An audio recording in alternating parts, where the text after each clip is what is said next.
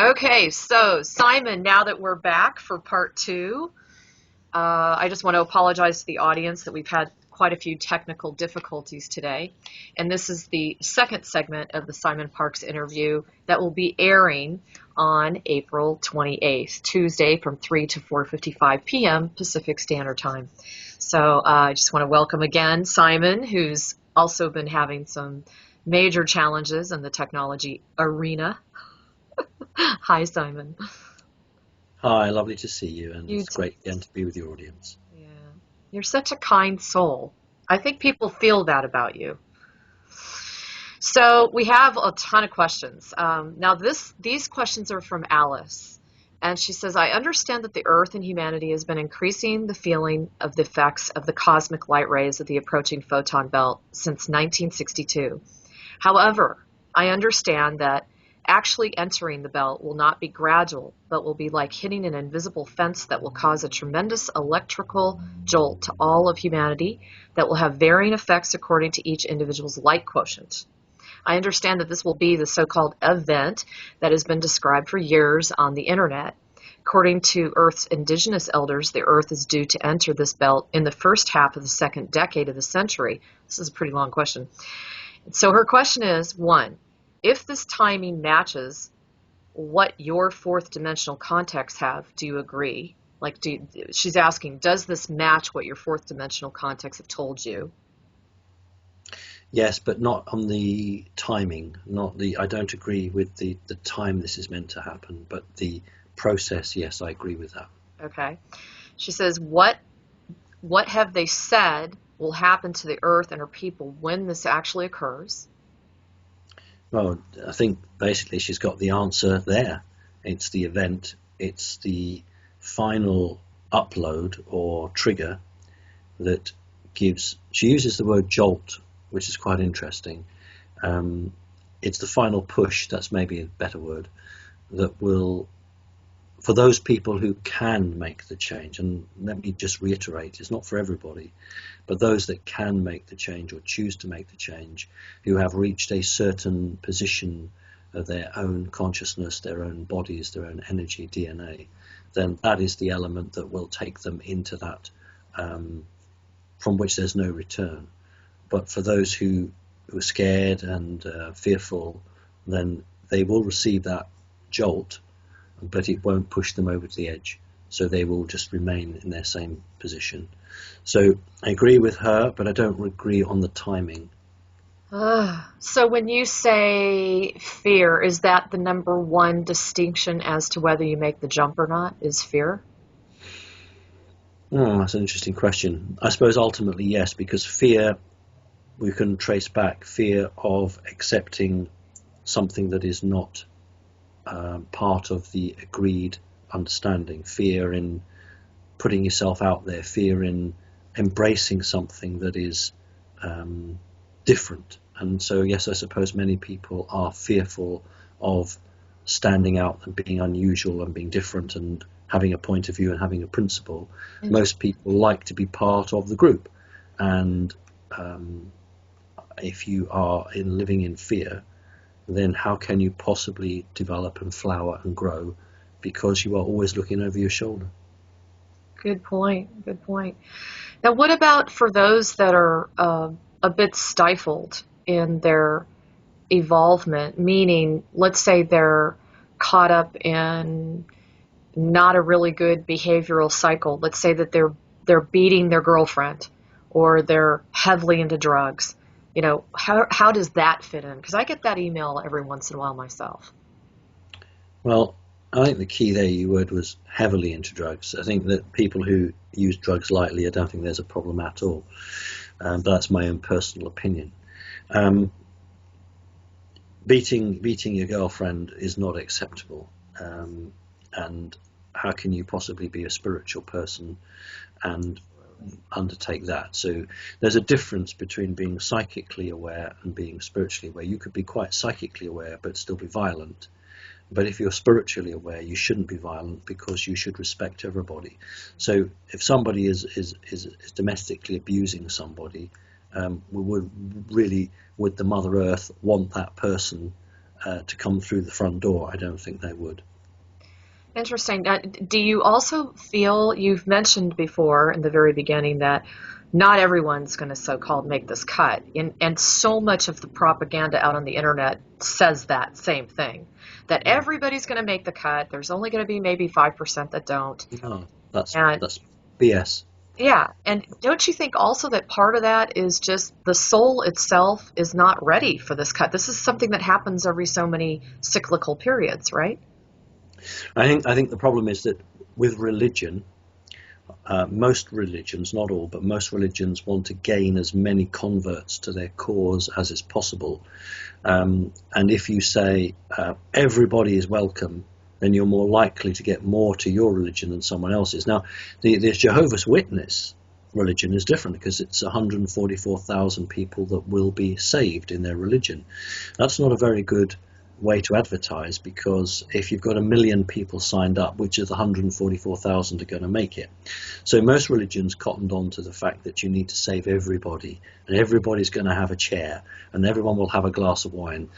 But that isn't the way it is. You know, when your family sits around and you have a traditional games, probably Scrabble, Monopoly, Cluedo, whatever the games that people play these days that I can still remember playing as a kid.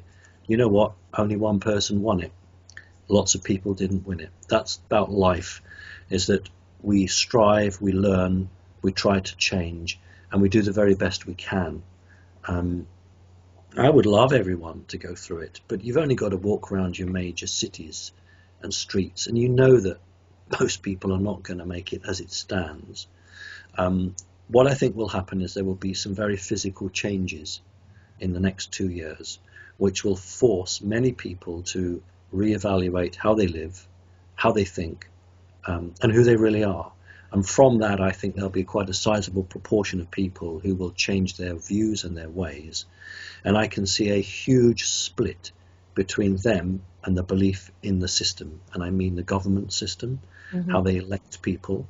And when that break with the leading group comes about, we may well have a sizable portion of people who are ready for that change. But I don't believe everyone is ready, nor do I think everybody wants to make that change. Or they're ready to make the change, you know? I was going to ask you, do you actually agree that there is this source or higher power that is disappointed that the cut was so low? Because you read that a lot within. No, I don't. I agree, you're right. You read it a lot. Yes. No, I don't agree with that. I think that that's why the minimum bar was set. There was a standard set that if we as a race hadn't made that, then Source could quite legitimately say it's not worth the energy, the effort's not been worth it.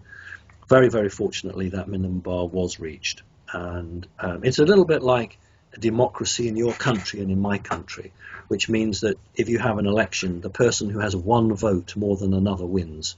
So you set, in that system, you set the bar as one vote. In the worldwide game, if you want, the bar was set incredibly low. There are billions of people on this planet, but only millions were required to be at that point. So it was a very low bar, and it was actually succeeded and exceeded. So I think humans who are in the know, humans are very spiritual. They're the ones that are disappointed. I don't think Source is disappointed. Source will get what it wanted because it set the bar. I think it's people projecting their own feelings on it and looking round, and 75% of the population is not awake. 25% is, as it stands now. So from a human perspective, you could say, I'm terribly disappointed. Source, God is terribly disappointed. Listen, how do they know what God's thinking? Exactly. How do they know what Source is thinking? What I can tell you is that Source set a limit. That limit was exceeded. Therefore, as far as Source is concerned, the human race or proportion of it has proved that it is capable and worthy. So that's where we are. Wow, that's very succinct. Thank you for that. Let me see. Her other question is, will this cause the long predicted pole shift? No. Okay. What part will the Galactic Federation of Light play when the Earth hits the photon belt? Well, you see, I don't subscribe to one federation, one council. It's quite popular. There are 2 or 3 people on the internet who talk about the Federation as if it was something from Star Trek. I'm waiting for William Shatner to make an appearance as a member of the Federation. There is first of all a very tight knit group that are in a council. So let's call them the Federation, and I'm quite happy with that. But there is a much looser association of groups that come in from time to time to aid the good cause. But they're like mercenaries. They don't fight all the time or offer their help all the time. They are specialists in certain fields, and as specialists they bring their services for free, actually, for certain jobs. So let's say, for instance, you have a very difficult underground base which is under a population center. You cannot just hit it with sound waves and implode it. You have to have a very special way of dealing with that. So you would get a specialist group in to do that. We have a group of off-world entities who decided that they wanted to work together to defeat the negatives, because no single good group is capable of doing it in this quadrant, this part of our multiverse. The only way they could do it was by joining forces, and that's why we had this group, this council. But I'm unwilling to use the word Galactic Federation of Light, because there are beings from the 4th dimension who are not beings of light, who are absolutely behind the good causes. And if we're not careful, I'm sorry I'm labouring the point here, but if we're not careful, we're giving the impression, not you and I, but some people are giving the impression that only these translucent body beings, glowing white light, are bringing good. That's not the case, because there are people who have been bad in the past on the planet Earth who, we all know some of them, have changed and they've done for good. So we shouldn't judge people by what they look like. We should judge people by their actions.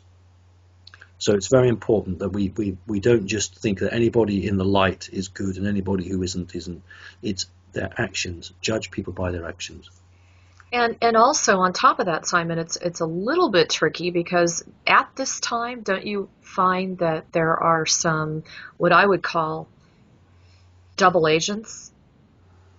Yes. That have been sent in, Yes. So their actions are not really spectacularly of the light, and yet they have an end game that is feeding the light agenda. Yes. Some of them are paid agents, and they're the worst kind. Others are actually mind controlled, and they are the most difficult, because they passionately believe in what they're saying, and they passionately believe they're right, because to them that's a real memory or that's a real happening. And unfortunately, those people are fooled just like many others. And how we'll know it is towards the end game, when people say, look at all these spaceships coming out of the Kuiper Belt, or wherever that might be. Quick, get on board, everybody. They're going to save us. And anyone who says that you should get on the spaceship and leave the planet Earth, they have a bad agenda, because this is the home of the humans. Absolutely. And why would you want to leave this home? Stay here and fight to clean it up. Stay here and fight to look after it. And it's your home. You've been here so long now as a human race. It is yours by right. The planet has accepted you as part of its life force. Otherwise, it would have wiped out humanity a long time ago with pole shifts or ice ages. So basically, don't leave. Stay and make it good. God, I say that all the time. Okay, and then the other part is, what will the fate of the mantids be? What a nice question. I hope the fate of the mantids is good, because if the fate of the mantids is good, then it's inextricably tied to the human race. If the human race can pull itself up, then the mantids will then share in that. The group that won't share in that, as it stands at the moment, are the reptilians and the archons and a number of other very negative forces who... Chris Thomas is a very interesting guy. I've got a lot of time for Chris Thomas. He talks about, I can't remember exactly, but it's like self-ascension. It's trying to get the leg up without working for it. And that's a very, very valid point. The point is, I think, bottom line, is that the source or Earth won't allow something to ascend through the next phase unless it has shown and proved itself worthy. Now, we have to be careful we don't go down into religious dogma here when we start saying, oh, prove yourself or show yourself to be pure. But I think what we can say is that if you're driven by greed, jealousy, anger, hate, then you're not ready to ascend. But if you are of the opinion that love should be the cornerstone of your value-based system, then you are ready to ascend. So I'm hoping that the human race will ascend, and one group of the mantids anyway, because remember, just as there are many different sorts of humans, there are many different sorts of mantis or mantids, and I can only ever speak with or for the group that I interact with. Mm-hmm. That doesn't mean I have any knowledge or say over any other group that I've never seen. So the group that has been positively working for the assistance of mankind, I'm using the word generically there, hopefully will do well. But anybody who's fought against humans gaining independence, well, they need to be kicked off the boat, actually. Yeah, I couldn't agree with you anymore. Now, question, going back to one of the statements you made, you were talking about there are quite a few different groups or factions that come forth at this time to assist, and some of them can be mercenary type, I think is what you said. Does that relay to the Guardian Alliance? Yes, in a way it does, because it's much more looser.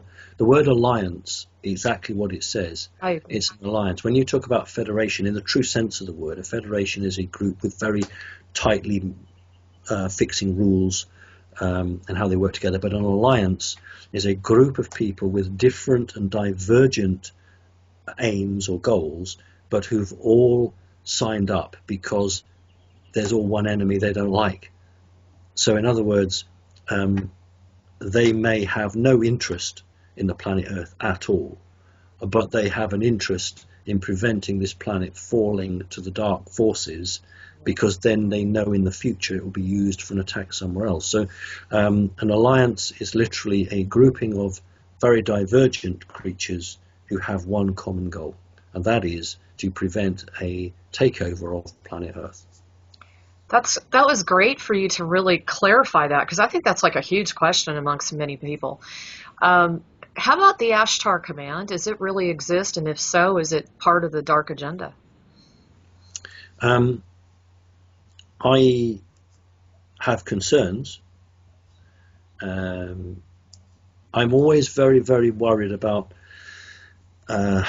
people who don't show themselves, because if you have nothing to fear, if you are honest and open, then you should actually show yourself publicly. Now, there are those people that say, yes, but I will be killed if I come forward and tell the truth, therefore I will hide behind a mask, or I will do a video show and you won't see my face. And there are two things I say to that is, now, I'm not a religious person, but I do believe God existed. And Jesus Christ knew before he even came to earth that he was going to be killed. Now, he had the opportunity to hide. Did he? No, he didn't. Secondly, if you really are who you say you are, you will be protected. You will be looked after, and you should be confident enough to go out into the wider world and know that you won't be taken out. Yeah. If you don't have that confidence, then there's something not right there. And ultimately, people will only trust somebody who is prepared to put their cards on the table. This is who I am, this is what I stand for, and you judge me for that. So the problem I have with Ashtar Command is that a lot of these are voice distortions, and some of the messages do not strike me as truthful, honest and loving. Some of them seem very robotic, very command and control, and you will do this, or this is what you should do. When I talk to people, I never tell them what they should do. I just say, this is my message. You decide what you want to do. That's the way it is. Right. So I do have concerns about that. Yes. Thank you for that. Okay, now Alice has one last question. It's regarding Nibiru. She says it's now clearly visible in the day and the nighttime skies. What is the connection between Nibiru's return to Earth at the exact time when we are about to enter the photon belt? And what is the agenda of the Anunnaki and the elite as Nibiru comes even closer to the Earth? Good question. Thank you. She's done a research. Yeah. Good job. And I did an interview with someone else a couple of days back on telephone, and I did talk about a foreign body that would be entering our solar system at some point. I can say that the key players in the Vatican are expecting the return of the landlord. So I absolutely convinced that they are expecting any moment for the return. Why is it timed for that belt? Just as the same reason that CERN, the Hadron Collider, was timed to activate on the 21st of December 2012, and as you know, didn't, because it's to disrupt. The whole object of the landlords coming back is to take possession, as they see it, of their property. Well, if their property is up and evolved, then they're not going to take possession of anything. So I guess they would want to return the day before to attempt to hold it all up. Wow. So actually, following that gives you an idea of the timetable of the possible event. And that's why I didn't agree with the first point of the timetable. It was too far ahead, too far in the future. It's much closer than people realise. Good point. That's why the Vatican has two observation posts. One's an infrared telescope, and the other one's like an electromagnetic telescope, and paid for by the Vatican, searching the skies for the return of Nibiru. That's the whole point of it, and to plot it and to make communications with it. So that's why, because there is actually, someone told me there was actually a documentary or something on YouTube about it, which I would say is worth looking at. I haven't seen it, but my friend said it was good. Proper TV documentary, and anyone with any sense would say, why in goodness name is the Vatican, which is a church organization, why is it funding huge telescopes to peer into space? And exactly. Why would a religious order be 24/7 staring into space? So the evidence is out there. People have just got to go and dig for it, really.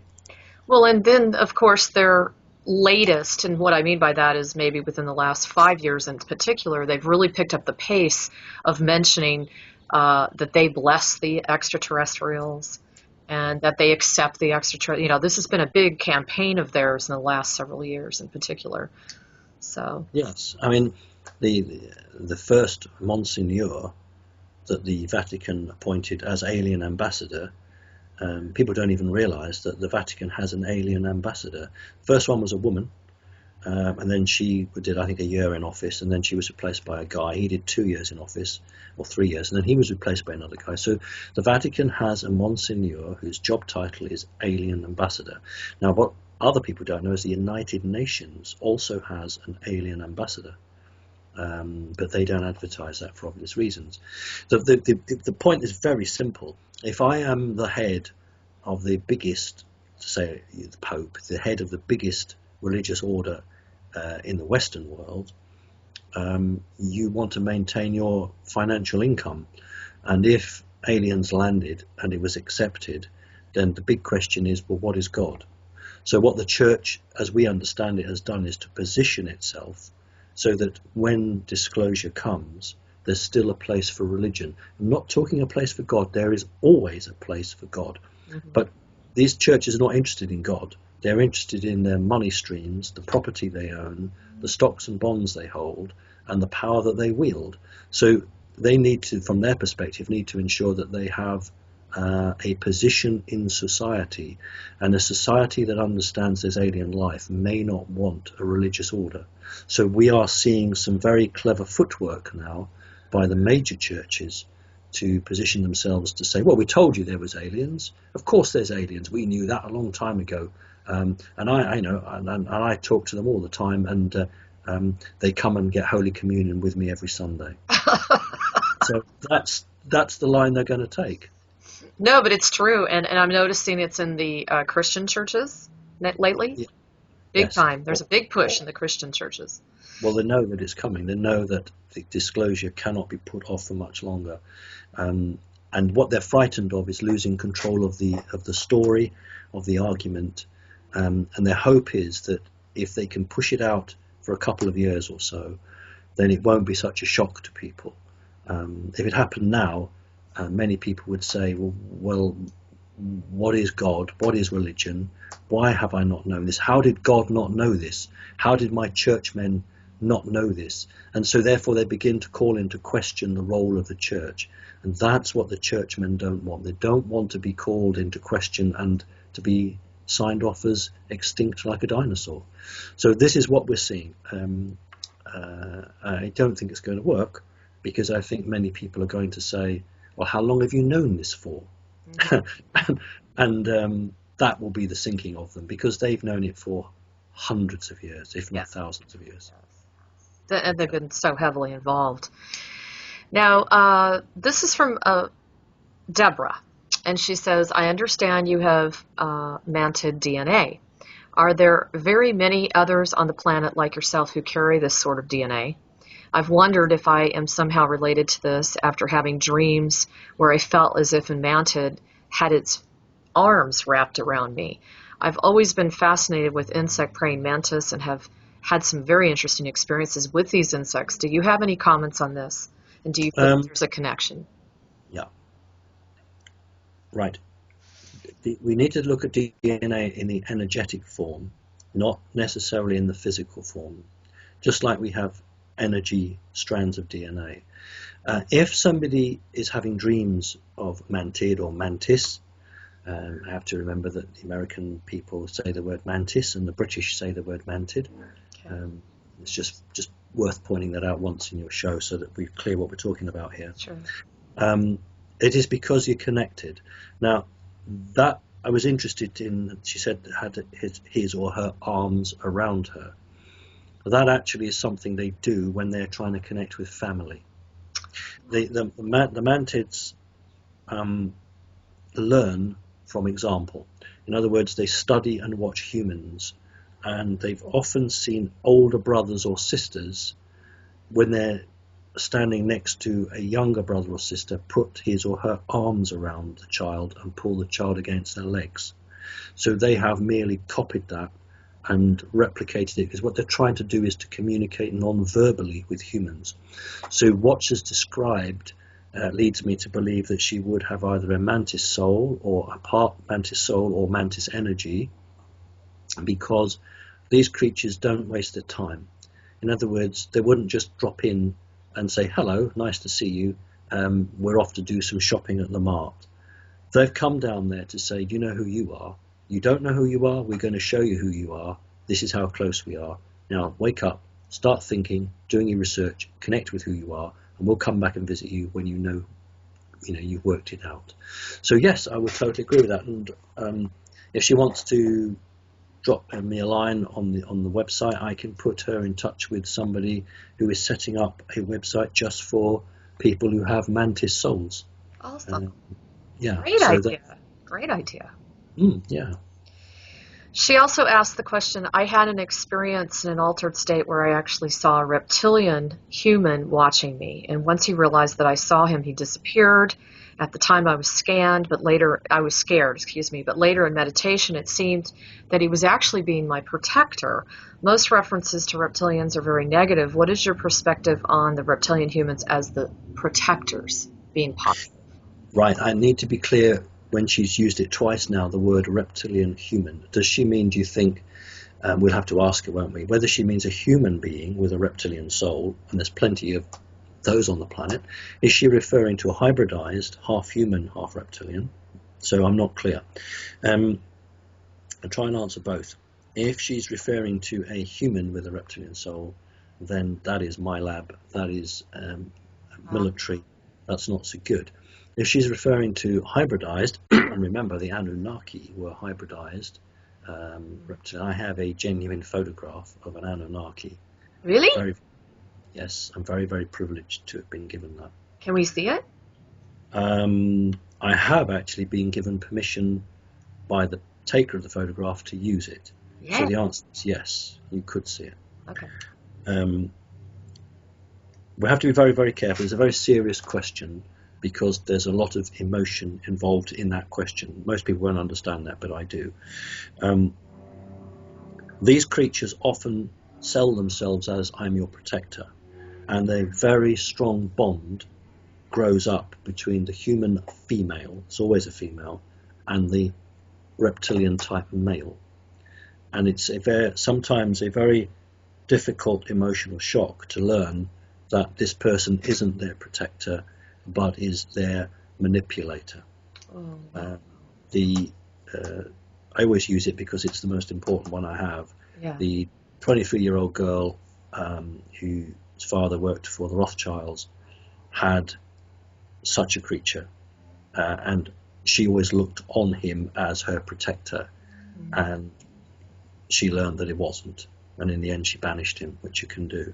So it's an emotional thing here, because if you have only known these creatures since you were 2 or 3 years old, they are closer to you than a brother or sister. So one has to tread very carefully. Yes, some are good. Some reptilians are good, and some actually renege on their own side, and to protect humans, they'll do that. So they get orders to hurt somebody, and they'll just refuse. So they're chucked out from their own order, and they then assist that female. But of course, the problem there is that the negative side would send somebody anyway to that female. So in nine times out of 10, using the 10 system that humans so use. I don't use it. I use the 12 system because that's the figures we use: 3, 6, 9, and 12. But anyway, 9 out of 10 times this is not a protector. It is actually malevolent, and should be asked to leave. Wow, thank you for that clarification. That's great. Now, this is from Carolyn. She says, if I have always believed that Jesus and the other ascended masters were real people whose spiritual teachings were twisted by men to form the various religions in an effort to control the masses, lately I've been reading that the ascended masters are fictitious characters that were made up to support their doctrines. What are your comments on that? I can't wait to hear this. I would suggest that she reads about the essences. This is a school, an esoteric school, who were on the edge of the Dead Sea, actually where the Dead Sea Scrolls were found. In fact, they had a hand in writing the Dead Sea Scrolls. And that's actually where the real Jesus was educated. So through great teachings, Jesus was real as far as I'm concerned. There were a number of very real learned men. I don't like the word masters, actually. Really? I don't like it because to me it's, I'm better than you because I'm a master. I'm an ascended master. You're not ascended. I'm better than you. No. We're all equal. Some people are just further down the road of learning.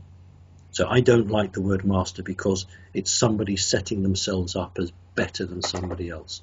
And that's not truth. So I don't go down that road. And Jesus never called himself a master, actually. Other people gave him that label. So Jesus sold himself as a very humble person. That's why he didn't walk around the high street in expensive fine raiment. He was just dressed simply. So we need to be clear about that. I've seen too many people who call themselves ascended masters. Anyway, back to the point here. Yes, she's absolutely right in her question that the story was manipulated and changed to develop a line that supported religious teachings through the church. So the whole object was to how do we make this? We can't get rid of this story because it's too big, it's too embedded, and too many people have seen Jesus and the story, so we can't write it off as a lie. So what we'll do is we'll manipulate it so that we can take over where he left off. So in other words, Jesus isn't on the planet anymore, but the church is, and we've got all these men in beautiful gold and silver robes with lots of lanterns and incense. He's as close as you're going to get, so come here. So they did change the story, they did alter the story, they did manipulate it. There were a number of very good teachers around Jesus who then, after Jesus' physical body died, they went off into different places of the globe to teach the real story. Now that is the truth. There obviously were people who were corrupted, people who changed sides, just as with all humans. Especially at that time, I mean, it was the earmark for our future and what we're dealing with today. So, well, just on the side of that, it's very interesting. People will smile at this, but I had a communication with an off-world entity just on the discussion of the Roman Empire. I mean, things I talk about with these off-worlders are not all about guns and secret weapons and all the rest of it. It's stuff that interests me. And I was quite surprised that the response I got was that the creation of the Roman Empire came about simply to spread the teachings of Christ. In other words, that what the Roman Empire offered was that if you had a letter, and they had letters in Roman times, if you had a letter in Scotland, in the country that's just next to my country in England, you could get that letter from the farthest flung part of the empire, from Scotland, right across to Turkey. It might take you an age, but you could do it. In other words, travel was possible, messages were possible, teachings were possible, and the empire allowed that spread right across its borders. And it's very interesting that although Christ was supposed to be around the 32, 33 AD mark, it wasn't until 350 AD to 400 AD that Christianity really embedded down. And hey-ho, within 10 years of the embedding of Christianity, the Roman Empire fell apart. In 410 AD, the major city of Rome was attacked and sacked by German tribes. So within 10 years of major churches opening everywhere throughout the whole of the Western world, the empire collapsed in large part. So my teachings are, the empire was there to spread the word of Christ, because no other time in history had the major parts of the world been controlled by one city-state or one empire. Interesting, isn't it? That's really interesting. Different perspective than what I've heard before. Absolutely, yeah. Very cool. She also asks, does the Hollow Earth and Agartha network theory have any merit? I hope so, otherwise I'm 1/3 adrift. That's right. You've been very upfront about that. One of the things I wanted to ask you, regarding the Ascended Masters, don't you feel, though, that we get stuck on the language? For example, you were talking about, yes, things have been manipulated and unfortunately tainted by the agendas at hand. But, for example, I'll just pick, pick somebody, Sanat Kumara. Mm-hmm. Okay? I seriously doubt that he walked around and said, I'm an Ascended Master. Mm-hmm. I'm sure he maybe mastered his ascension, or maybe something along those lines, but it feels like we always get so hung up on words and what we... I have a problem with the word master, because the word master is male. The word master is male? Yes, in most Western societies the word master is male. You have a school master. Interesting. You don't have a feminine master. You have a mistress.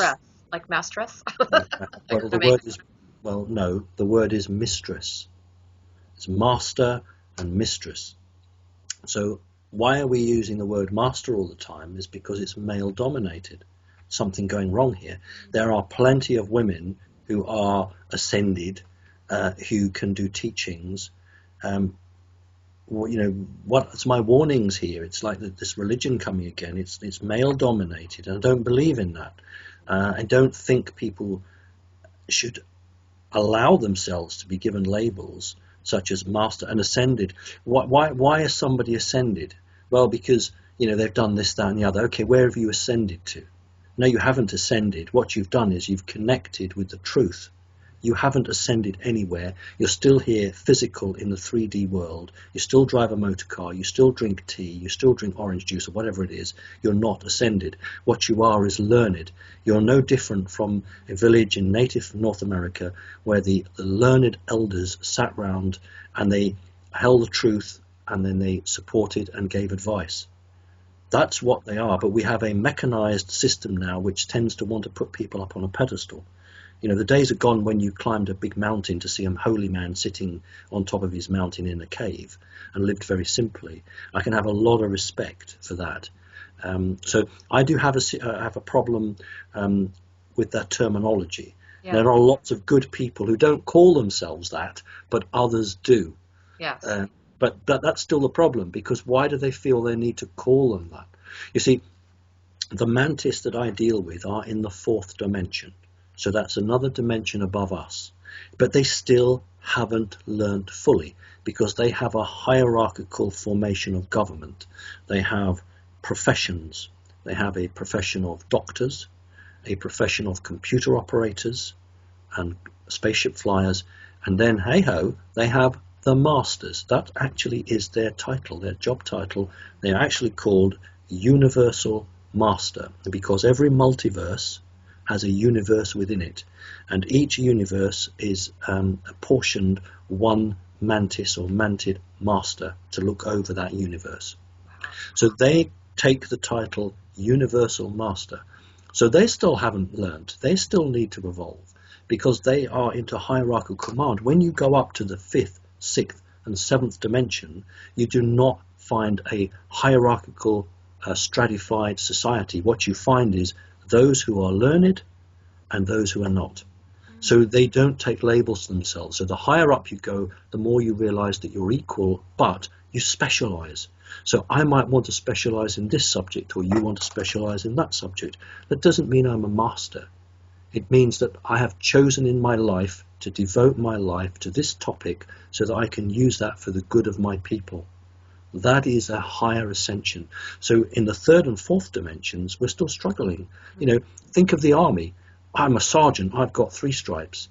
I'm a captain. I've got, well, I don't want to get this wrong in your country. I've got 3 bars. I think 3 bars for a captain. This is it. It's all hierarchy. And so this is so primitive. It's so power and control ordered.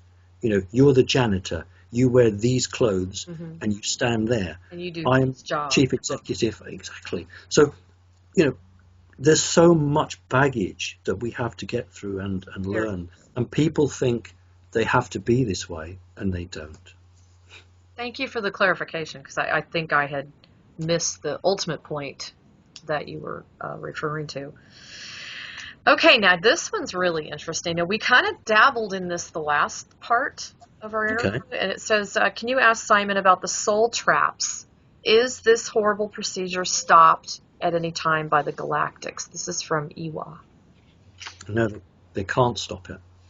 That's the problem. If they could have stopped it, they would have done so. And this is something that's very hard for people to understand. Again, we always want someone else to come. I'm not criticizing the questioner. The question's a damn good question, actually. Yeah. But generally, we're always looking for someone else to come and help us. Will the Galactics do this? Will the Federation of Light do that? No, you've got to do it. Because the only way the soul traps will come down is when human consciousness, that's ordinary men and women on this planet, evolve to a position where they say, do you know what? I'm not taking this anymore. I can see through your lies. I don't want this life anymore. This is not just, it's not fair, and it's not good. And when that human consciousness rises up, there'll be no place for the warders. I call them the jailers, the warders. There'll be no place for them or their soul traps, and they'll have to disappear and go off to some other planet. So it isn't that someone's going to come charging in with laser guns and have a big battle and we're all going to be happy and dance in the streets. I'm afraid humanity has got to work damn hard and raise its consciousness, and just by the power of its own thought, expel these people. And finally, and it's a hard one for people to swallow, is that there is a universal law, and remember, we are a universe within a multiverse. That's why I'm talking about our verse, not anyone else's verse. Within this verse, that we have allowed this, because we have allowed this to be built around us. Therefore, in some way, we have emotionally accepted it and bought into it. And so it is a crime for a law-abiding external force to come in and rid us of it, because actually we have emotional energy bought into it. It's very, very clever the way it works, for the enemy can use that. And the only way we can do it is when we say we reject it in its entirety. And when we as a people reject it, then an external force can come in and say, right, about time too, this lot don't want you, go away. But until that time, the enemy, and I'm using that word loosely, can claim, well, 1% of the population are ruling 99% of the population. They could throw us off any time they want, but they don't. So therefore they must want us to rule them. And that's a very clever argument. And in a way, you think back to the days of flower power, when that movement nearly did topple an administration, nearly did change the world, Yes. but didn't quite. Yes, very good point. Now, if someone were to contact you and say, God, Simon, I'm beside myself. I am under such horrible psychic attack. I can't sleep. They won't leave me alone. What would you say? What would you suggest that they do to stop that psychic attack? Well, what they'd have to do is sign up on my website for a 30-minute consultation. And I would want to know as much as they could tell me what their experiences were, what they've seen, what they do, and I would then have to decide whether they were being attacked by a demonic entity, whether they were being attacked by a shadow being, whether they were being attacked by humans who were psychically attacking them, whether they were being attacked by scalar wave weapons or electromagnetic weapons. So I would have to go right through it to see what it was. And of course, there are some people that aren't attacked. They have a condition and they just believe they're being attacked. Mm-hmm. But I have to tell you that of every 12 people I see who come to me with that, 11 of them are genuine. The vast majority of people know damn well they're being got at by somebody. Yeah. And there's always a very good reason for it. Usually these people are light workers or they are healers, and somebody doesn't like what they're doing. So I would say you need to book a consultation with me, tell me everything you can, and then I will do what I can to assist you. Very cool. Now, Iwa also said, I recently read an alternative media opinion that Manson's murder, Sharon Tate with the friends, was a false flag. It looks definitely like it was, but I heard that those people are still alive and participated in a fictional, faked murder plot. I'd appreciate your response about this, and remember this horrible event was a main factor in ending the hippie movement. What are your thoughts? Good yes, question. It is, because it just follows on nicely from what we just talked about. This is how the universe works. I know. I love it. Yes, and it loves you too. I think the important thing is that whenever you have a movement that's going to bring about change, and you are at the top of the tree and you don't want that change, you either convert that movement to play your game, or you kill those people at the top, or you do something to discredit them with their followers. So many times, and that's the one that's been put forward, but many times the elite, and I say elite, not spiritually elite, but financially elite, the financially elite have used not very subtle ways, sometimes very, very open and brutal ways, to prevent something from moving. And that's exactly what happened, because the flower power era was on track to totally destabilize an administration, but was deflected and changed so that people turned within themselves. Mm-hmm. And the way of being became more important than the message. In other words, to sit round in a group and smoke pot, as it was called then, became what you did, whereas prior to that, the messages had been, let's bring change, let's fight for freedom.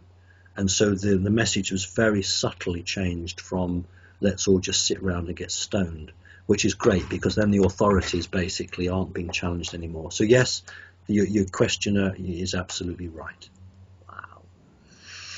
Okay, now this is from Cheryl. She says, can Simon ask his off-world contacts if the Earth is round or flat? Now there's a lot of flat Earths, very interesting information, and I got to tell you, a lot of it's very convincing. And one of the questions that leads into that is apparently quite a few rockets have been launched.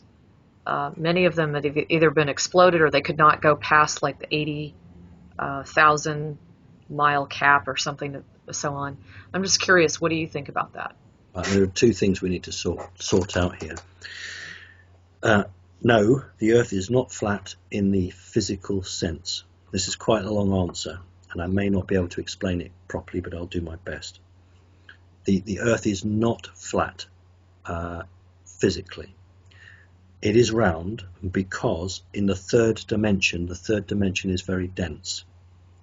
Now that is why when psychic people see orbs that appear, they are round. I'm not talking about the metal orbs, I'm talking about the little orbs of light that you can see through like bubbles, soap bubbles. The reason they're round, this is consciousness being projected from another dimension. Somebody is either spying on you or more likely wants to come and say hello. So they project their consciousness into your reality. But our consciousness in the third dimension is very heavy. And because of that, when this energy comes through, it's forced into a bubble, into a round shape. That's why planets in the third, in our universe are round, because of the energy, the way it is, forms things into circular. Right, so that's first thing. However, the questioner is more on the target than he or she realizes, because I will accept that if you can think of your computer, your old-fashioned hard drive computer, it has a disk in it, and that disk contains all the information, pictures, videos, everything. That's the hard drive. I do accept that every verse has a hard drive to it, which gives a holographic reality for the creatures that exist on there. In other words, I'm quite happy physically to know that the world is round, but the universe, or the galaxy, is actually disc-shaped. And that creates the environment for many different creatures, many different things to exist and to experience the reality as to them. That is why any spiritual people or psychic people who have been sitting together talking can suddenly sometimes be aware that there's just them and there's nothing else around them. And sometimes people in the background seem very indistinct. And it's just like everything just disappears around them as if it was a void. So a holographic reality in each verse for each multiverse, and so that we progress from one phase to the next on our learning journey. And this isn't created by aliens, it's created by Source, it's created by God. So yes, that's my take on the flat earth. Now, second part of the question, I don't think I can agree with the information that the person has received, because I am personally aware of alien craft that have left the Earth's gravity and have travelled a very long distance and come back again. It's more to do with what we call the quarantine, and there are various types of quarantine that have been around the Earth. Certain factions craft have been taken out and been destroyed. It was nothing to do with the flat Earth, it was to do with they didn't have authority to leave the Earth beyond a certain distance. And so one side is always trying to get out, push out the envelope, see how far they can get, and they get shot down, etc., etc. And there are many, many good whistleblower testimonies of rockets that have been taken out. But, you know, if we had a flat Earth, you know, we wouldn't have got to Mars, and some people will be surprised to hear me say that, but humans have been to Mars, never mind the moon, and if the Earth was flat, we wouldn't have managed that. So no, that's my take on it anyway. I was almost thinking that it was spherical, but flattened within the spherical. That like it was a hologram of some sort because we're in a matrix. I don't know. Imagine a line. Just take a piece of paper, get a thick marker pen, and draw one line through it, and then draw a dome in the middle of it, and another dome down the other side. So a bit like an egg, but imagine, and when you're frying an egg, but imagine it on both sides. So a bit like a flying saucer. So you have the thin line and the bulge in the middle. That's where all the information, the activity is stored. Deep stuff, hard stuff for people to come to terms with. It doesn't mean that our lives are pointless. It doesn't mean that it's the film of The Matrix. But the brothers that made the Matrix film certainly knew more than most people in Hollywood. And that's why they created that film as a warning and a shake-up call to ordinary people. And it did. The effect that film's had, not at the time, but 10, 15 years later, the effect on that film as people then reflect back on it has done a great service to waking people up, and they've done a wonderful job. Yeah, that was an incredible movie. Series, I should say. You mentioned going from universe to universe, and you're familiar with the Platonic solids.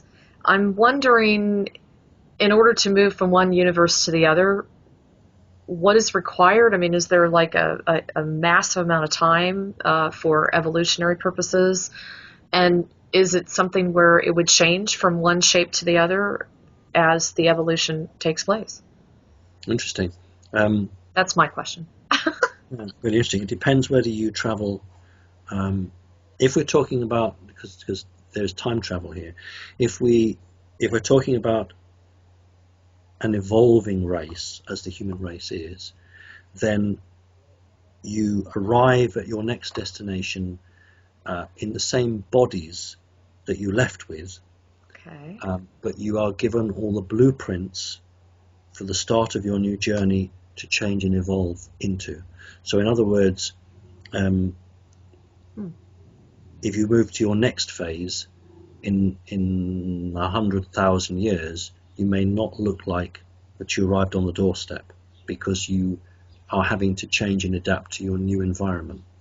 But there are possibilities of doing stuff through time travel, which means that you experience these different realms without having to go through hundreds of thousands or millions of years of evolution, but you are there only as a holiday maker, as a tourist, as a visitor, and then you come back again. So you can't ever actively engage with your new environment because it is not built for you, unless you originally come from there. But you could experience that world or that group of worlds, but you would never be a child of that realm because you've never made it through. When humanity makes it to the next stage, it will be a child of the next stage, and then through its life it will grow up to adolescence and then grow up to maturity, and then as it begins to get old, it's ready for the next stage. So you see it as a growing process organically as well as spiritually and energetically.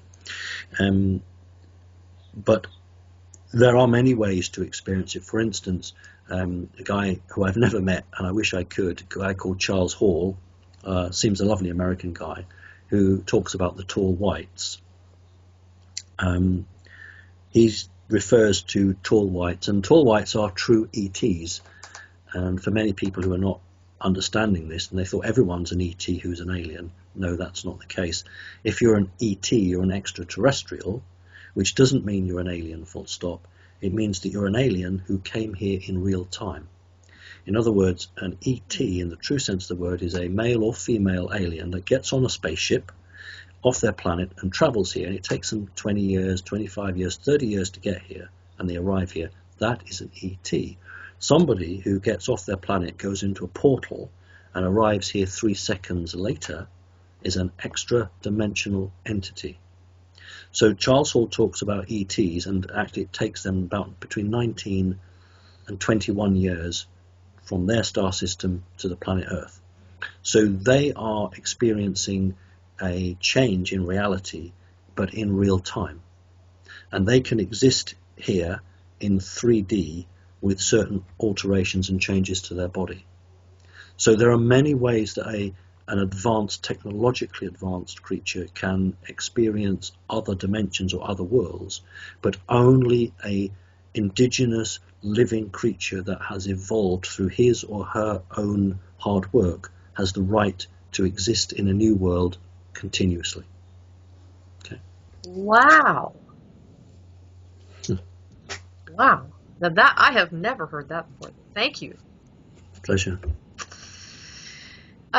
This is something related to another gentleman that I had interviewed, Torrey Smith, and he had stated that he actually saw Bush and Cheney taken off world.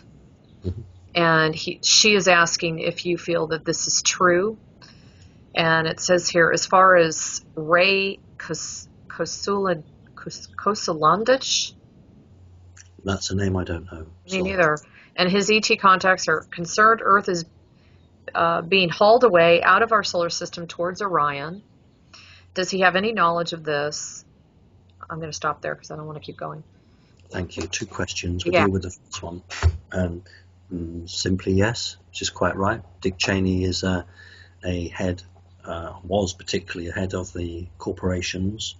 Dick Cheney actually was head of a corporation army. There was a special army which was paid for and trained and run by the corporations. And there was a Mars task force, which the regular army of America wasn't permitted to be involved in. How could they be? But the corporations provided and funded that. And hence, earlier I said that people have been to Mars. The travel of Bush and Cheney is actually quite rare. It was much more common for them to be visited by off-world entities. That was much more common. For them to travel off was maybe 4 times a year, maybe twice a year, not a lot, but to be visited on a regular basis. Okay. The second question, there is a bit of truth in that. I'm not going to laugh at the second part of the question. One of the negative forces comes from Orion, and I don't see it as a physical taking of the Earth towards Orion, but I see it as trying to move the Earth's humanity energetically towards Orion. In other words, I want you to imagine a piece of paper, and I got 2 colors, let's just have it as green and red, and I paint half of my paper with green and half with my red paint, and there's a line down the middle, and I put a little counter on the middle. And you know, if you ever played this game as a kid and you get 2 straws, and an opponent sits at one side, or he and she blows through the straw trying to push the counter into the blue side, and you're blowing on the other straw trying to push the counter on the other side. That's what's happening on an energy basis, because if humanity's energy can swing towards the denseness of Orion, then it will be easier for people to manipulate or mind control humanity generally. So it's not a physical pulling towards Orion, but it is a spiritual, energetic pulling towards Orion, which we must resist. You know, that brings me to another question. I mean, what is your take on, we've talked about how the Earth is the worst, it's the prison planet of all prison planets, you know, but what is your perspective of those that are living on Mars and places like Orion, where I've read some really terrible stuff going on there? I mean, I interviewed one man that said there's prison planets all over the universe. We're not the only one, and that this is, the virus itself is actually the darkness that has completely taken over all of these planets, and that is, in my opinion, what started the Guardian Alliance, according to them, millions of years ago. This has been an ongoing war. I'm just curious what you think about that. Okay. I see the Earth as a prison planet from the energy perspective. It's a prison planet in the sense that it has a energy net around it which prevents souls from escaping and getting away. On Mars and places like Orion, there are physical prisons in the sense that you are in a caste system. This is your job, this is your grade, this is what you're entitled to do, this is what you can think, these are your rights, or not, as the case may be. This is what you're entitled to. So that's a physical prison, even though there may not be bars. Now, we don't have that in the open way. That's a very subtle way on this planet. But the prison system that I'm talking about here operates as an energy field, undercover, so the public don't know. On those other places, it's in, everybody knows it. That's why they're there, and they can't physically get off, because they are in small communities bottled up. There was a second part to the question, and I've forgotten what that was because the phone started ringing. I was just wondering if the spreading of the darkness has in fact been stymied, and we are making, headway to bring the quotient, the light-dark quotient, to, I don't know, is it supposed to be completely in balance, or are we supposed to just completely get rid of the dark throughout the universe? I think that's something we all wonder about, Right. No. This is the problem that I have with some very odd New Age thinking. Yes. We've talked about this before, and I'll do it again, that there are some people who passionately believe that, Archangel Michael, pure white light, sweetness and love, and that's all there is. And if you stay in that, you're going to be fine. But what they don't seem to recognize is that Source, or God, created the balance, the other side. So if you just stay in your quota, how in goodness knows name can you say you've experienced all that there is to experience on life? So the very brave people are those that go into what we would call the dark side, and they go in and say, I'm going to experience it. I'm not going to go in fear, and I'm going to go and I'm going to experience that. And basically, you're here, this is you, and you live with Archangel Michael, etc., etc.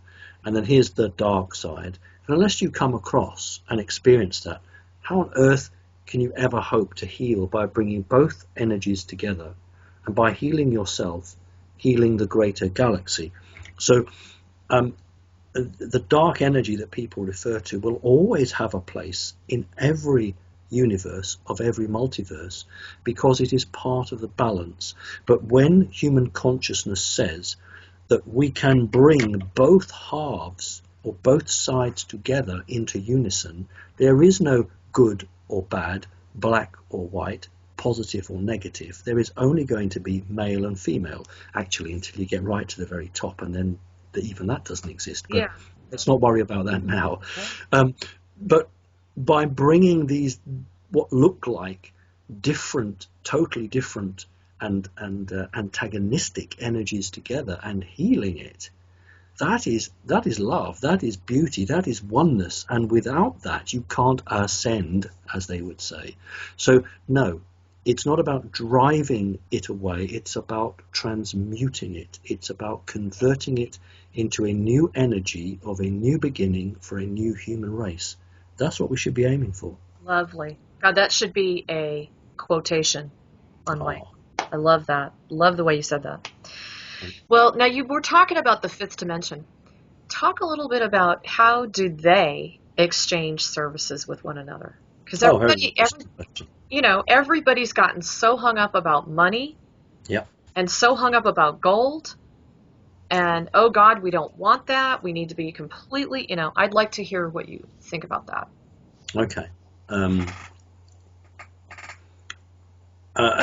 In a sad way, the very strong purists some 20 years ago, who passionately believed in a moneyless society, produced some very simple charts, and it's always about men. It was 20 years ago. So the fisherman gives the baker a fish, and the baker gives the fisherman a loaf of bread. So they've made a great exchange there. Right. What about the 90-year-old woman? What does she do? What about the disabled child? What about the 3-week-old baby? What do they do? So, we have to be serious about this. And I can tell you what the answer is but I can also tell you that the human race is not ready for it. And here we go. You know I love cats, so we'll start off with the cat. Yeah. My cat's not very well, so I take it to the vet. And the vet looks at it and gives me some medicine for it. But I don't pay the vet. I just walk out of the shop. That evening, the vet goes to get her dinner. And she goes to the supermarket and she fills her basket. And she goes to the woman at the end, and the woman helps her put the food into the bag. But she doesn't pay the woman for that. The woman in the shop, okay, that's her job, to help do that. There may be another woman who her job is to look after old people. She's a carer. And she goes to the shop and she gets her food and she doesn't pay for it either, because her job is to look after people. That actually works because we don't need money. Why do we not need money? Because we're not going to have any stocks and shares. We're not going to have any bonds. We're not going to have any corporations. So, you know, you dig the coal for a power station to make that power station work, but you don't get paid for it. But you get your food and a roof over your head, and you don't pay for your heating or anything else. Now, why doesn't it work? It won't work at the moment because I'm afraid I'm going to signal out somebody now.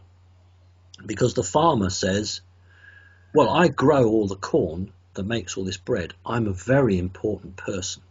And I think I'm entitled to 2 flat screen televisions, not just the ordinary one that we get. And I'm entitled to 2 foreign holidays a year.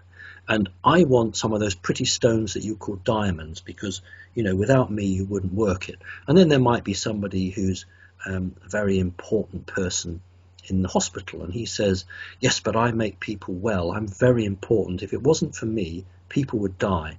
Therefore, I think I'm more important than the man that collects the trash. So I want more than what you give the man that collects the trash. So this is the problem. It's egos and it's value-based system. That's why at the moment it won't work, because humans are too controlled into what they think is valuable. When all people are equal, and we've talked about this with the term of masters, when all people are equal and they're not hung up about what they do. In other words, when the guy that empties the trash is valued in the same way that somebody who works in a bank or wherever it might be, we're going to have money in our new society, but I use that because I don't like bank managers. When that happens, we don't need money. And here's the control element. This is how so difficult it is to get this concept over to people. I did speak to somebody who I know very well, who isn't awake, and she looked at me and said, yeah, but how will you pay people to fly bananas over from other countries or oranges? It just didn't get the concept of it. So it can work, but it can only work when human consciousness has advanced and we're not all into stocks and shares and bonds and markets. You know, so yes, it can happen, but not yet. Well, and also thinking in terms of union and we versus me. So. Yes, absolutely. Okay, she asked about Nibiru. There was an interview that I had, and there's a gentleman that he is personally attacked on an ongoing basis because of where he lives. He lives in a portal of like 8 dimensions, and he sees men in black, he sees death ray guns, he sees, you know, heads of state coming in and out of there. I mean, he says it is just like a revolving door. There's thousands. And he has had Obama come in there, and he has been repetitively raped and sodomized, okay? He also has come clean that the same thing has happened to him with Cobra. And so she brought this up and said, is it true, according to Tori Smith, that both of these people have done what Tori claims they did, which is he says that they have raped children, they have participated in the satanic ritual stuff, they have participated in sodomization of, you know, people. This is kind of an uncomfortable question. I was wondering if I should even ask, but I'm going to anyway. Well, you know me, I don't shrink from anything. Okay. I appreciate that you're reading a question. I just want to be clear in my own mind. You used the word cobra, who I've never met, but have seen one or two radio clips or what have you. I didn't understand what the relationship, when this person used the name Cobra, what was the relationship there in terms of what? Tory Smith was also, he claims very loudly that he was raped also by him. And, by Cobra? Yes. Okay. I obviously can't comment on that directly because, not because I'm frightened of a lawsuit, but because I haven't seen it. Yes. And I don't know. And I've always, all my time, the last 4 or 5 years I've gone public, I've always said I can only speak about what I've seen or what I've been told and I fully accept as being truth. What I can say to you is that because somebody looks like somebody doesn't mean it's them. It is very, very easy with the technology that the elites have to make a person think they are being attacked by somebody when in actual fact they're not. So that we need to hold on to that. If we think of Operation Bluebeam, right back to the day of the Bay of Pigs, when the Americans actually set the destroyer with a holographic device on board already towards Cuba, and it was already on its way before it was called back by Kennedy. And that was right back in the early 60s, and the object there, for anybody who's not aware of Bluebeam, was to project a picture of the Virgin Mary above Havana, above the city, and to project a voice which extolled the Catholic, because it's a very strong Catholic country, Cuba, to extol the Catholics to rise up against Fidel Castro. So they were so confident that they had the technology back in the early, pushing mid-60s, that they could convince enough people that the Virgin Mary had spoken to them. So that was back then. So I can tell you what, the technology has advanced 50-fold since then. So just because somebody comes to you doesn't mean that's really who they are. I'm not going to go on to the rights and wrongs of anything. I will say that my webmaster, and I use the word master deliberately as a joke because she's a woman, and I use it as an in-joke because this is the way that society thinks. Yeah. So my webmaster, who is a woman, actually went to the conference recently that Cobra had in England, in South England, and she witnessed the most amazing verbal attack that took place publicly. It nearly fell apart, and it is alleged, because I don't know, it's alleged that the organisers run off with the money. So I don't know, but what I do know is that good people get attacked and bad people get attacked. Right. And you really just have to go into your heart, don't you? You have to ask yourself. That's what I always say to everybody. Who you believe and what you want to believe. And if you think it's true, you go with it. If you don't, you don't. And that's all I'm going to say on that subject. Thank you. And as usual, you handled that ever so diplomatically. Thank you. Well, that's what the mantid in me does. Yes, I know. It's beautiful. She has one last question, which is, do you agree that we still need gold, silver, and food stored at the time of the event for the adjustment period? No, I don't. I don't think you need gold and silver stored. I think you need food and water. You can't eat gold and you can't drink silver. I know what she means, and I'm not being flippant. It's a damn good question. Right. No to gold and no to silver. Well, no to gold, simply because if none of your listeners will remember, and neither do I, but in the Great Depression, what happened was that gold was devalued. And then Americans were told by law they had to go and sell their gold to the bank, because the American bank needed gold because they were going down the toilet, basically, use an English expression here. When they'd done that, what did the system do? It hiked up the price of gold. So you sold your gold necklace or your gold coin for $100, and the next day that same item was worth $200. So people were cheated. What's the point in hoarding gold? Because you can't eat it, and the bank will only steal it off you if we still have a banking system in the same vein. Now, you're much better to have bottled water, tinned food, gas canisters and a means to cook. If you've got pets, get yourself some tinned dog or cat food. If you have a plot of land, start growing some vegetables. That's much more valuable, much more important to you. And I've never been about fear. I've never been about being scared. But it's no harm in having 4 weeks or 6 weeks at tops backup supplies. And if you don't need them, well, they're all tinned. They're not going to go off, so it's not a waste of money. But I think that we might have shortages of basic resources. No one's going to starve. We're not going to end up with nothing, but there may be shortages.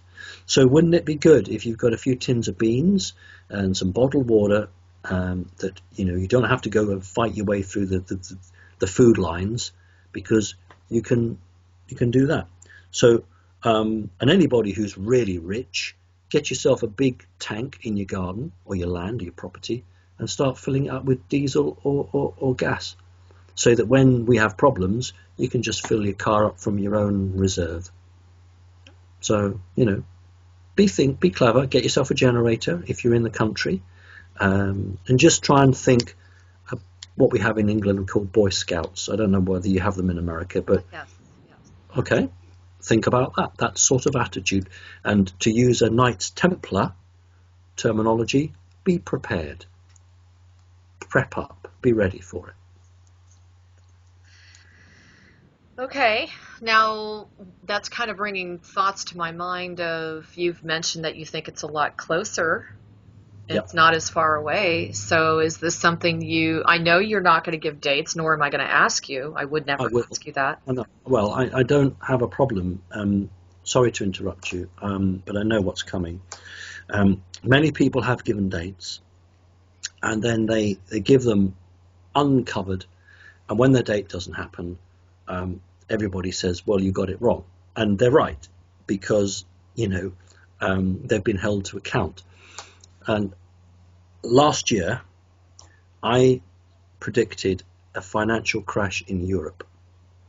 And I've actually proved right, because if anybody goes and does the Googling, go do your research, you'll see that the International Monetary Fund, which is the organization run by the United States of America, but is an international bank for the world, put 50 billion, that's a lot of money, 50 billion euros, that's more than $50 billion actually, 50 billion euros into the European Bank in February. They did it again in March. They did it in April. Now, this isn't real money, this is just zeros on a computer screen, Right. But they did it early enough. They did it in February, and it prevented panic. So nobody can say to me, oh, Simon, you said there'd be a financial crash in Europe. You're wrong. Because I say, yeah, just go look and you'll see why there was no financial crash, because 50 billion was put in February. Now, America's a different cake. The smart money, let's talk money because we're still in the money world. The smart money was on a situation occurring this fall, September, October, November. But I'd had word 4 weeks ago that it could be sooner. It could be in July. Now, what we're talking about is a situation in the United States of America where its foreign trading competitors no longer honor the dollar. So in other words, if you are buying a internal homegrown product, it's just going to cost you the same as it did last Tuesday. There's no change. But if you're going to buy something that's been made abroad, it may skyrocket in price. So we're talking about what they term a reset.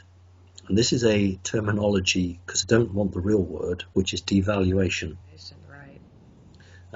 They don't want the word devalue because it puts people into panic. I don't want panic, but I want truth. So I don't use the word reset. I use the word devaluation. Look, if you have a country that doesn't have any gold, and the United States of America has precious little gold now, and you have a country that does, why would you trade equally with that country. If gold is the standard, and you know I don't like the idea, but if gold is the standard, and you know your listeners are very learned, they're very spiritual, but some people who are listening to your radio show may be new to you or new to your show, and they may be just on the beginnings of waking up. So talks of aliens and flying saucers is probably a bit too much for them, but what I'm about to say isn't, and they can go and research this, Google it again. I think it was about between 5 and 7 years ago when America defaulted on an interest payment to China. And the Chinese basically said, look, we don't want your dollars, they're useless. This is 7 years ago, and we don't want them, but we want gold. So pay us in gold, and we'll be quite happy for that. And just that in itself must be a shock for good, strong, honest, decent Americans having to learn that their country is having to pay gold to China. Mm-hmm. That in itself is a shock. Anyway, they said yes, they will do. And anybody who's been inside Fort Knox or seen any videos of Fort Knox knows that all gold is moved about by forklift trucked, the same as your country is mine. Yeah. And each bar is numbered, but they do it by weight. That's how they do it. So anyway, this was duly sent on a ship or an airplane. I can't remember. I don't know which, but it was sent. And the Americans honestly, genuinely thought the Chinese would just load it, weigh it, lock it away. They didn't. And there's a reason why Chinese people are called inscrutable. And what they did was they drilled into a number of these so-called gold bars and found they weren't. They were made of tungsten. Tungsten has a very similar weight, but they were 24 karat gold plated, which meant that this was a deliberate trick. Could have started World War III, it didn't. So this time the Chinese said, we've discovered what you've done to us. We're not very happy. You obviously don't have any gold. You don't have any notes. What do you have that we want? Boston Harbor. So if your listeners go and Google Boston Harbor, you'll actually find, if you dig hard enough, that Boston Harbor is owned by China. And many places say, we've sold this bit of real estate to China. No, they didn't. They gave it away because they owed millions in interest payments, which they couldn't afford. So every ship that unloads or loads at Boston Harbor pays a levy and a tax, and that goes to China. So China owes Boston Harbor, as it does many other bits of real estate. So we know that 5, 6, 7 years ago, America had no gold. So this is why the people in the know are aware that this crash is inevitable. Right. Okay. Question. Have they not purchased a whole bunch of harbors? They haven't purchased them, they've been given them. Well, okay, taken them, given them. Boston Harbor was the first one, which was the first one they asked for after the falling through of the interest payment. Because the scuttlebutt in Southern California is that there is a huge area that we receive all incoming products, exports, out of Long Beach. Are you familiar with Long Beach, California? It's just gigantic. I've never been there, but I've seen it on the map, and it looks very lovely. Well, it's gigantic. It's amazing. I used to work down there. And the story goes that they actually purchased that back in the 90s. Mm-hmm. You agree with that? No, they didn't purchase it. They were given it. They were given it. They purchased it at a very knockdown price. On the books? Yes, of course. Yes. Right? Wow. You have to understand that America's... Look, when America went off the gold standard, the Rothschilds were asked... Mr. Rothschild was asked to value America. How much is our country worth, please? And he valued it. I don't know what that value was. He valued it, and anybody with any brain would say, okay, right, we better not print any money over the value of our country, because that's the value of our country, and therefore the value of our dollar is good. Well, as of January this year, the United States of America was 22 times printed over that value. Well, the value is updated every year. So it's a rolling value. So America is 22 times over its ability to pay. Now, anybody in power knows that. So that's why it's a great big joke, and everyone's waiting for America just to fall off the edge of the cliff. Now, why it's serious, and I use this because it's everybody wears shoes in the Western world, nearly, is that 80% of the world's shoes are made in China. So if China says to America, we don't want your dollars, where are you going to buy your 20% of shoes from? Probably South America or Italy or somewhere. So America needs imports, and it needs them very badly. In my own country, 45% of our gas, and I'm using the American term of gas, meaning what I put in a motor car, not the British term, 40% of gas comes from abroad. So if we have the same situation, we'll have rationing in Britain. There will be, probably 2 gallons per person per day or something, I don't know. But there would have to be some sort of rationing. So you've got China, India, Switzerland, Brazil, Russia, all creating a gold-backed currency. And then you have everybody else, bar a few countries, with no gold. So where would you rather buy your products, or where would you rather sell them to? This is the problem we've got. So it worked as long as America had the petrodollar. But that is changing. Mm-hmm. And so the security of the United States of America, which was always fixed on the petrodollar, is fast going. So that's why this July could see a difficult situation in the United States. However, they did save the day in Europe, and they possibly could save it in America. So I say to people, watch the price of gold every day, see how it changes. That is your biggest indication of what is going on, because the day before 9/11, then the stocks of United Airlines just went crazy. So people in power know when something's going to happen between 12 and 36 hours before it does. So watch the price of gold. If gold suddenly skyrockets, then you can be sure that somebody knows something's going to happen. Good tip. Thank you for that. What is your feeling about, this is something that goes on all over the place here in the United States, which is people are literally paranoid about the amount of purchasing that's going down by the Chinese government of not only of our real estate, which has been going on for decades, right? Mm-hmm. But also the fact that I think the last report said, 85% of the gold is owned by the Chinese? Something really high. So what is your feeling about, in my opinion, they could have really watched us die a long time ago. They've had the economical means to really bring us to our knees. Mm-hmm. What do you think their agenda is with the U.S.? No, it's not quite the case. They didn't want that because China wasn't in a position to exert itself. You think that, what are we now, 2015, 25 years ago, America was supplying military hardware to the Chinese, as were the Russians. So the Chinese were not economically or technologically in a position to want to see America down on its knees. They needed America. But they always had the game that once they were strong enough, they would then throw off the shackles of the Western world as they saw it. So they never wanted the destruction of America until they were in a position to benefit from it. And they still don't want the destruction of America because they want America as a trading partner.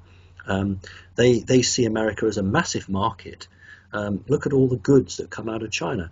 I know a member of the Illuminati said to me a couple of years back, China is the father of everything. In other words, it is the creation of most electronic goods.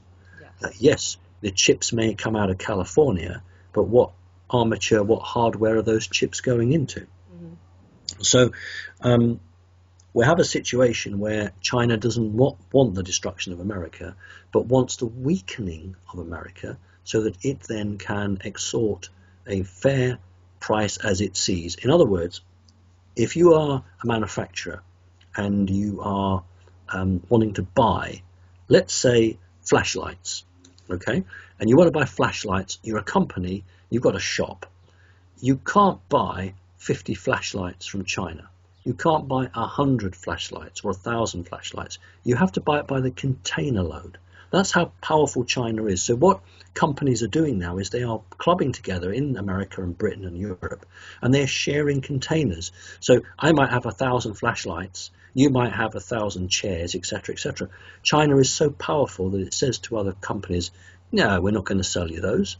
You're going to buy it by the container load. So we are seeing a change. China doesn't want world dominance politically or militarily. It wants economic dominance. And it is going to maneuver itself into such a position that it has the gold, but it has the political backing of Russia, because that's what China doesn't have. But China doesn't have the political power itself, but Russia does. So if you put a lot of gold with political backing, then you have a very powerful set, and that's what they're doing. Very powerful marriage there.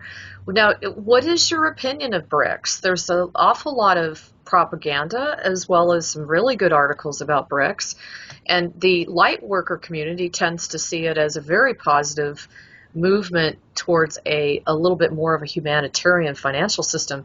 But then I hear from some financial contacts I have that it's just one of 3 systems that have been deliberately created to make sure that they still maintain the power over the financial sector.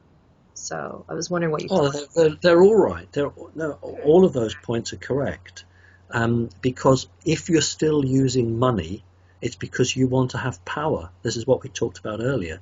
Right. So when Russia and China created this BRICS system, they did it to take dominance of the world economically. That's why they didn't do it, because they felt they wanted to be happy and celebrate someone's birthday. They did it because they wanted to take control of the world economically.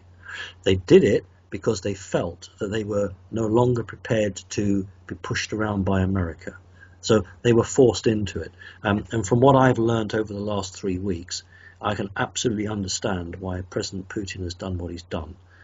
Because America and Britain have acted disgracefully towards him. And this isn't in the public domain at all, but I'm amazed at how restrained Putin has been. So BRICS was always created as a system to have a financial monetary system goal-backed to counter the American dollar. Now, China wants to do it because they want to make money. Russia wants to do it because it doesn't want to be pushed around by America any longer.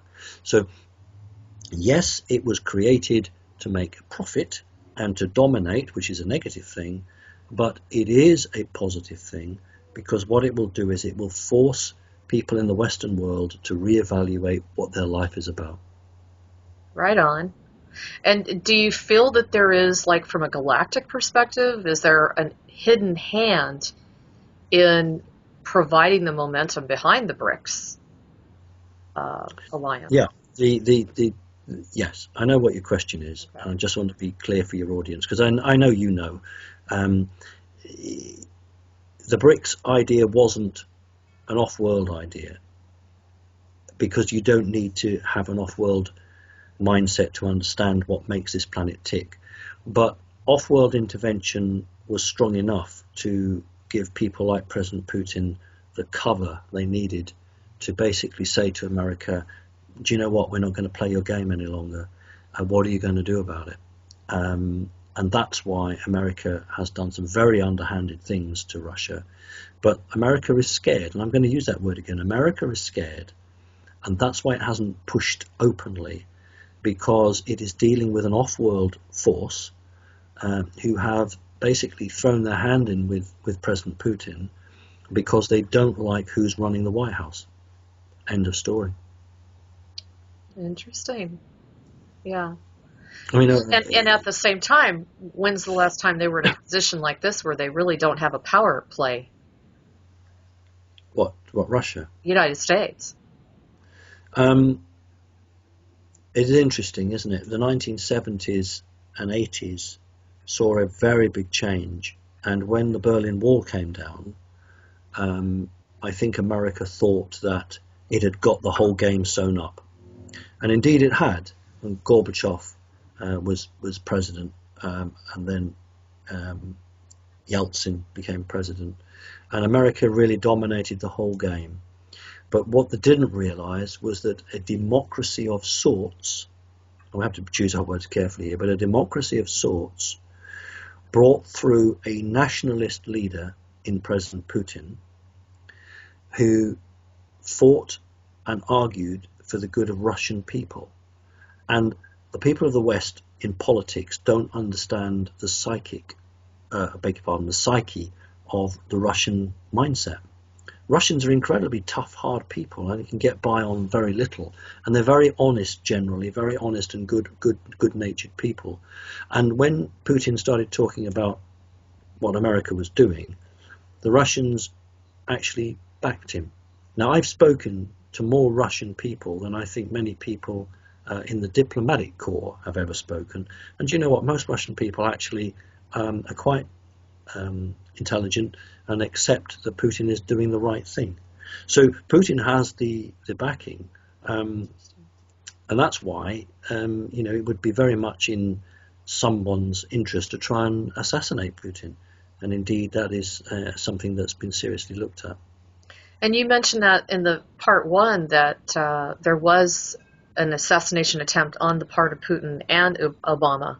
Have you had any other intel in regards to that? No, it's one of the most, as you can imagine, it's one of the most, people were just terrified of talking about it, and you just wouldn't openly talk about this if you were paid by a government, and your pensions might be at threat and your family might be at threat. Right. But the situation is so grave from the cabal point of view, the status quo. Putin represents the ending of their happy days. Yeah, and their empire. Yeah, they've lied and cheated and made absolutely trillions of dollars and had a wonderful life. And suddenly, here's this person in another country challenging them, the great America. How can you do this? And he won't be drawn. He doesn't fall into the traps. They kept set trap after trap after trap, and he doesn't fall into it. And so we have a situation where now they're doing some very, very, very grave things. And give Obama some credit here. This is not often heard. Obama's done some pretty awful things, and I'm not defending the man, but Obama shrinked away from a third world war, just as the generals around the Israeli government shrinked away from a war with Iran that could have caused a third world war. But Obama wasn't interested in creating a third world war, and therefore, just like JFK, it was time to get rid of him. But unlike JFK, this man, Obama, knows the world, knows the history, and knows how evil and duplicitous, oh, there's a big word, many people can be. And so he protected himself in a way that dear, beloved John F. Kennedy never thought was necessary. I mean, for God's sake, riding in a open-top limousine in Dallas. I've always wondered that too. Yeah, exactly. So what I'm saying is that the presidents these days are a little bit more clever, a little bit more aware. And so I'm glad that nobody got killed. I don't want anyone to die. What's the point of it? It's just pointless, because all you have is children who cry, loved ones who are bereft, and nothing is worth that. So they need to sort their problems out professionally around the table. But of course, if you have got an empire, and you use the word empire, and you're quite right, and you think that empire is going to crash, well, you'll fight and do anything if you're that sort of person. So that's what we're faced with on planet Earth at the moment. Well, it's obvious to me that there's been quite a bit of divine intervention to prevent the generals from not jumping in with Netanyahu. What do you feel is the current circumstance there? I mean, do you feel that everybody's eyes are on him in Israel? I would venture to say that the majority of us that are in the alternative news media, we take a look at Netanyahu and say he is equivalent to the devil himself. And most people would say, what is it going to take to stop this guy and all of the forces behind him? Do you have any comments on that? Well, you've actually answered your own question. That he was stopped when his chief of staff, the chief of the Air Force, and one other senior officer refused point blank. It's the first time in history that a democratically elected government has been told no by its senior officers, actually, like that I'm aware of, simply because they just knew that it would cause a third world war. And this happened to Obama. Was it 2 or 3 years ago now, when lots of generals seemed to just resign and were got rid of. Oh yeah, because because they didn't like what they were seeing, and they were not going to do it. And I have said on other shows that at least on 3 occasions in the last 7 years, there have been 3 attempts to detonate a nuclear weapon, and to say the Russians did it, and to cause a nuclear war. Now there was I'm going to remember this, the Minsk was a submarine, a Russian submarine, I think it was called the Minsk, that went down, and there was a big race on between the Americans and the Russians to recover the submarine. The Americans got there first, because the Americans had a submarine, a remote control submarine that could go to that depth. The Russians didn't. But anyway, they got the submarine back, -3 nuclear warheads. Whoa. Those nuclear warheads were attempted, 2 of them anyway, were attempted to detonate, and they could quite have said, quite legitimately in the law of the universe, they were Russian. Mm-hmm. Not saying we detonated them, but saying, oh, they're Russian, and the media would then immediately say, they were fired by Russia. So that was prevented, and time again, external agencies have intervened at the last minute to prevent one. Now there was one, I can't remember the date of it, could have been the 60s, 50s or 60s, where an American bomber was on training road with a live nuclear bomb, and it just accidentally, on purpose, fell out of the aeroplane and crashed into, would have been Texas. It was not far from Texas. And when the recovery teams got to it, I think this bomb had 6 fail-safe devices, and 5 of them had been disabled, and the only thing that stopped it from exploding was one final fail-safe device. And we find this time and time again, that these evil things are done, and just at the last minute, I mean, that's all verifiable. People can go on YouTube and they can find that. But it didn't become public until many years after the event. But what I know for a fact from an insider was that there was one fail-safe device that couldn't be overcome, and it prevented the bomb from going off. So this is not new. What we're reading is not new. The difference is that human consciousness has risen up, and it's harder for the cabal to hide things from us. We are seeing the truth now, whereas before we didn't. And we are much more aware, and that's good. Yeah, I agree. Now, you might be familiar with Mike Harris. It says here, Mike Harris of VT and one for myself. It says, where did 25% of the global wealth go when it went off-world? Apparently, Mike interviewed Simon a while ago, and referring to notes I took during the interview, Simon said that 1/4 of the wealth from 5 to 6 families had gone off planet in the form of gold. The question is, exactly where the heck did it go? Well, people will be disappointed to learn that it didn't actually go to the families. Not all of it.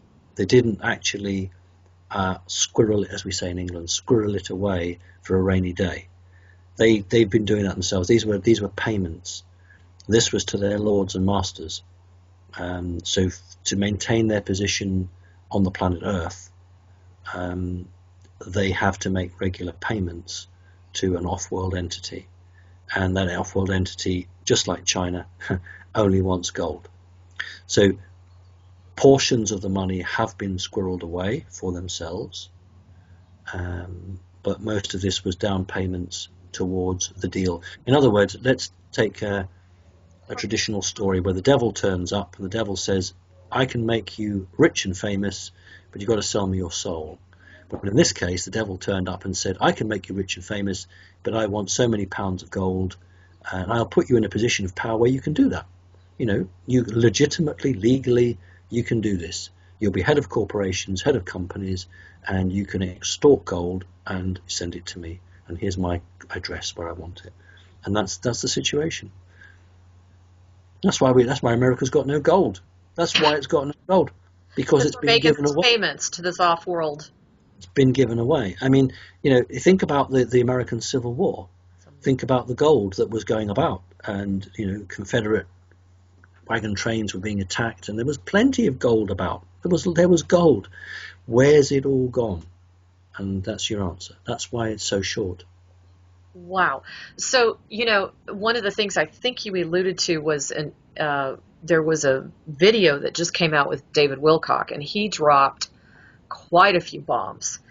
One of them was about who the true identity is behind the Vatican. And he calls them the progenitors. Have you had a chance to hear that? No, I haven't actually. I've missed that. I've been somewhat taken up with the lack of computers my end. I know about that. Three's a charm, huh? Yeah. He comments about the progenitors. Have you ever heard of that species? He says that they can be up to 60, 70, 80 feet tall, and that they were the renegades of the universe. They've been tracked. They've been attacked. They've been their original planet was blown up, and I believe they ended up landing in Saturn. And he talks about a very interesting part of that. So, and of course they're talking about how Saturn has already been blown up. Now I've heard that from a couple different sources. I'm wondering what you think about that too. I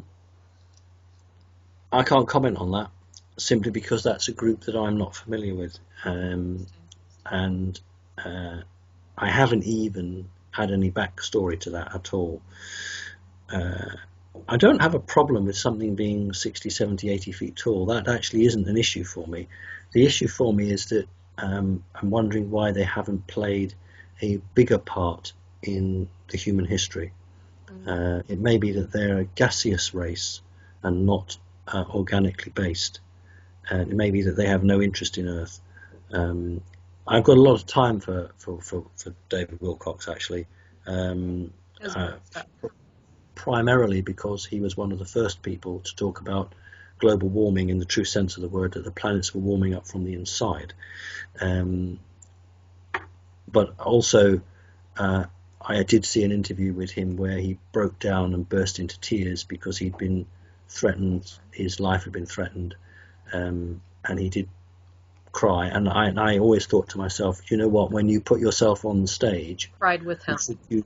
You should expect this, because this is going to happen, and you can't show weakness. Now, the problem for me with him is that he showed weakness, which means the elite know that he can be threatened and he can be intimidated. And I'm not saying anything bad about the man, but when you break down on live interview crying because you're going to be threatened, then every bad guy, a part of the cabal, will say, right, well, we can manipulate this man because he's frightened. Yeah. And, when you are carrying really important information for the world, you cannot afford to be frightened. You cannot afford to do it. Can't go into the fear phase. You can't, because, you are going to set yourself up as an example. Yeah. And if I was a whistleblower, I wouldn't go to, I'm not being rude, I wouldn't go to him because he broke down on national, wherever it was, the big interview crying. I would be scared as a whistleblower to go to him because I would be frightened that he would then, under duress, say who'd been to visit him. And that's why whenever people see me, whether it's publicly or privately, I am always the same. I don't have those emotions that most of these creatures have. I'm devoid of those emotions. And so people who come to me with information know full well that it never gets given away. But I'm not saying that what David is saying is wrong. I just have no knowledge of these creatures, and if he says they're real, I am happy to believe they're real. Yeah, and he gets his information from Richard Hoagland, apparently, who's one of the main insiders. But again, getting back to what you and I have talked about before, it's like this is such a very murky time to determine who is truly working in the total truth, because of the technology and not really knowing, even they themselves who earnestly feel they're bringing forth truth. Yeah. It depends on who they got it from and what agency they were with and what their agenda was, and who they're aligned with, even galactically. Yeah. I mean, the thing is that, and also people with the best intentions in the world will see a piece of evidence and interpret it incorrectly or differently. For instance, you mentioned Richard Hoagland. There are photographs of pictures of the moon, NASA pictures, absolutely genuine NASA pictures, which appear to show pieces of crystal or glass off the ground reflecting, and you could consider that to be a glass city or a crystal city or a dome that had covered an area of the moon so that it could have had oxygen placed in it.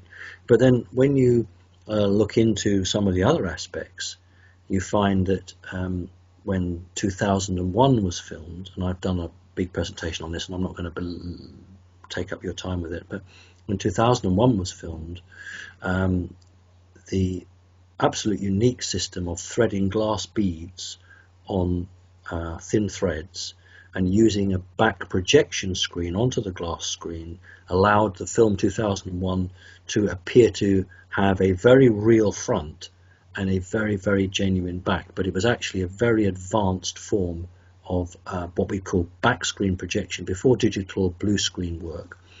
Now, instead of interpreting these pictures as a glass dome over the moon, we could actually interpret them as part of a glass screen from which almost holographic pictures have been projected. So I'm not saying one thing or the other, but we must be very careful when we look at evidence, and that we often extrapolate something that matches what we want it to match. And I'm sure I'm guilty of that as much as anybody else. But it's about saying, what are the possibilities here? And sometimes when you ask me something, I'll say, well, there's this or there's that. It's best to be balanced. But at the end of the day, what people are doing, if they're good people, is they are bringing the story out, and it's their truth. And if they may not be right in some areas, good for them for bringing the topic out and getting debate going. What we don't have time for is people who are doing it to manipulate the truth. Absolutely. And I don't think either of the two gentlemen you mentioned are in that category. I think they're both very genuine people who are seeking to bring the truth out. We need more people like that. Yeah, thank you so much. And, I can't even believe time has flown by. We have just a few more minutes, and I still have a gazillion questions, so I'll hit you up in a couple of months. How's that? That's absolutely fine. That's okay with you. The questions that have been asked by you and by your listeners are first class. Thank you. Thank you. And there we go again. You see, we're part of a 3D world, and I'm bringing a class system into it. First class, not second class or third class. But they are questions written by people who clearly have thought long and hard about what's important. And it just shows that the people that you run for the show for, because it's the audience that matter, are decent people. And that's why it's a pleasure for me to be interviewed by you, because you are a decent person and the people that you're representing are decent as well. So I thank you, and I thank your audience actually, for keeping the faith and staying focused, not panicking, and seeking the truth. And in the end, we will win, in the sense that... Oops. Uh-oh. Frozen. Oh my gosh. No way. Ah.